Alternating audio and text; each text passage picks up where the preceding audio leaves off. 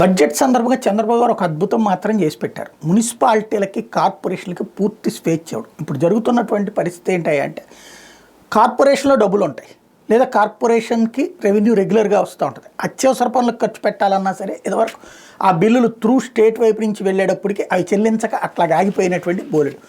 ఒక రోడ్డులో గుంట పెద్దది పడుంది, దాంట్లో గబక్కన పోస్తే అయిపోతుంది, ఒక 10,000 రూపాయలు అయితే అయిపోతుంది. ఇది కార్పొరేషన్ చేయలేకపోయింది, అక్కడికక్కడ మున్సిపాలిటీ చేయలేకపోయింది. ఎందుకని అంటే బడ్జెట్ లోకల్ ఎవరు అన్నట్టు.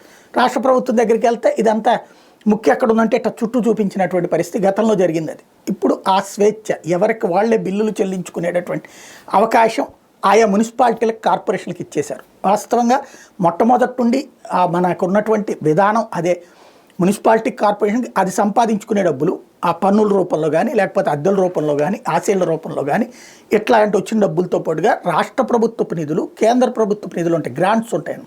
ఈ డబ్బులన్నీ అక్కడ పెట్టుకుని స్టాండింగ్ కమిటీ అనేటటువంటిది ఉంటుంది. ఆ స్టాండింగ్ కమిటీలో ఈ చేసే పనులు అంటే కార్పొరేషన్ అయినా దీంట్లో మున్సిపాలిటీ అయినా ఆ మీటింగ్ జరుగుతుంది. ఆ మీటింగ్లో తీసుకున్నటువంటి నిర్ణయానికి అనుగుణంగా బడ్జెట్ దేనికి ఎంత అవసరం అన్నట్టుంది ఐడెంటిఫై చేస్తే దానికి ఆ స్టాండింగ్ కమిటీలో డబ్బులు రిలీజింగ్ ఆర్డర్లు ఇస్తారు.